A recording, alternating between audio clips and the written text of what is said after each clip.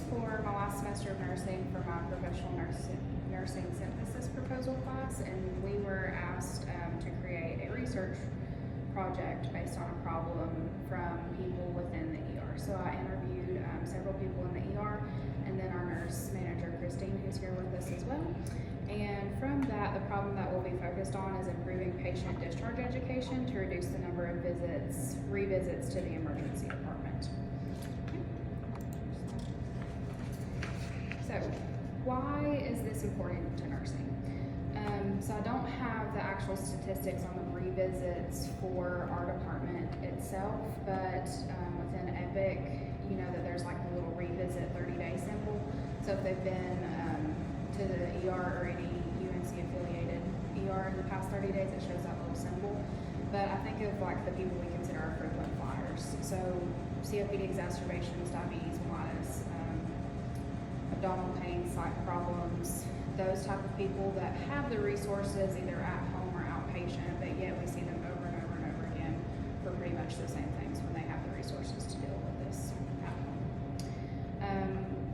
Also, patients are now more responsible for their own care in today's healthcare society based on previous generations.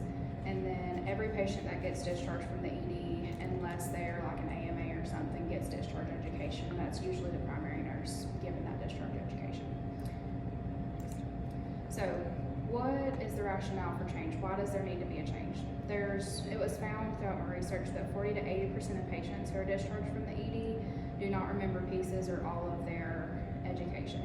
So I know that 40 to 80% is a very wide range, but actually the studies show that 79% or 78% was in 2 of the studies. So it's closer to that 80% than it is the 40% of people who don't understand their discharge education. So the lack of understanding of education can cause poor compliance with treatment, preventable or unnecessary revisits, poor patient satisfaction, and increased healthcare costs. So what does the research literature say about this? So again, the most common revisit to the ED was for the same complaint, and the second most common was for no symptom improvement. And again, 40 to 80% of patients who are discharged do not remember pieces or all of their information, and not understanding that information can lead to poor patient satisfaction, preventable revisits, poor compliance with care, and increased healthcare cost.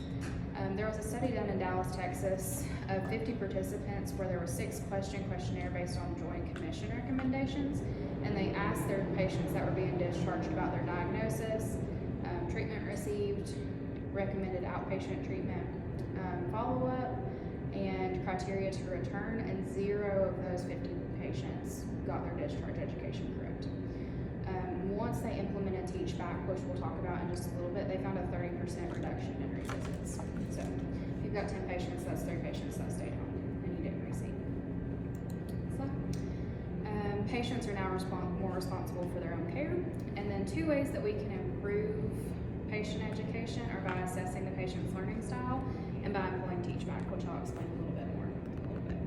And then most patients prefer a multimodal approach, which means more than one teaching method. So we currently give them their physical paperwork and then a verbal one-to-one. So not just handing them their paperwork and saying, here you go, goodbye. So more than one approach, or like a video and verbal instructions, something that's more than one. And then being mindful of factors that affect the patient's learning as well. So what is the goal for this? So our goal is to raise patient understanding of their discharge education, and therefore increase compliance, prevent revisits, and increase patient satisfaction. So what factors affect discharge education? So the patients can experience anxiety. If they're in a lot of pain, they're not going to remember their education as well. Stress, mental capacity of patients, so think like low health literacy, impaired from substances, IDD diagnosis, TBIs, concussions, things like that. That also kind of plays into the disability as well. And then the instructor's ability to teach. Some people are just naturally better teachers than others. Language barriers, and then the chaotic environment of the ER. And this diagram just shows those factors kind of in a little bubble diagram form.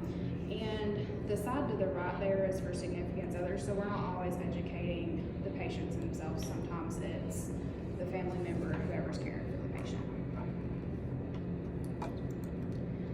what can we do to accomplish this goal? So the first thing is that we can assess learning styles. So everyone has a preferred learning method, and there's an acronym called VARK, and it's the 4 major learning method preferences. So it's visual, auditory, read, write, and kinesthetic. And kinesthetic is like actually physically doing something. Research supports using VARK to assess patients' learning styles, and so again, we currently use read, write with like our paper discharge, and then auditory with like our verbal one-to-one, or we print out the QR code, and that's where they can like scan it with their phone for the video. So this diagram breaks that down just a little bit farther. So you can see in the top left is visual, so that's just your visual images, photos. Read, write is anything written, books, anything like that. Oral is anything orally transmitted. And then kinesthetic is either like role play or physically doing something. So think like crutch demonstrations or cast care, anything like that, where they're actually showing you that they know how to do it. And then multimodal in the middle is what that dual or triple approach is. So that's combining any of those. So how can we implement this? So ideally, I'm one of you guys, I understand that it can be very hard to implement changes. So to implement this, it would just be like a single question during triage that would then be documented in the patient's chart. So what is your best, how do you learn the best? Do you prefer written, verbal, actually doing something, video? And that would just go in the chart. That way the provider can then accommodate the learning style by either like printing the discharge and then either printing like the QR code, because any of our EPIC can be printed with a QR code, any of the discharge instructions. And then if it's kinesthetic, if it's something that they can be taught back or show you or you show them how to do physically, then that's something that we could do and then just chart it in the EHR. And then the outcome of that, or the expected outcome, would be better patient understanding due to personalized discharge instructions. So teach-back is the second option. So teach-back is asking the patient to repeat their discharge instructions back to you as the nurse. So you teach them, they teach you back. Very simple, very easy to do. And the good thing about this is it allows immediate correction of misinformation. So if you say you need your staples out in 7 to 14 days and they tell you, no, I need them out in 2 days, no, you need to wait a week before you get these taken out. So it allows for immediate correction of misinformation. And this is rooted in cognitive psychology as well. One of the other studies that I was reading for this research found a 7% reduction in revisits to the ER by incorporating teach-back into their discharge education. So how can we implement teach-back? So it can be asked of each appropriate patient at the time of discharge. So obviously you're not going to ask the Cranberry resident to teach you back because they're all demented and not going to know. But you could ask the staff member that you can give report to. So it would just be based on an appropriate list of criteria to ask them to teach back. This would also then be documented in the EHR, and then if any further correction or education was needed, you could document that too. And then outcome would be to make sure that patients know their discharge education and their follow-up care.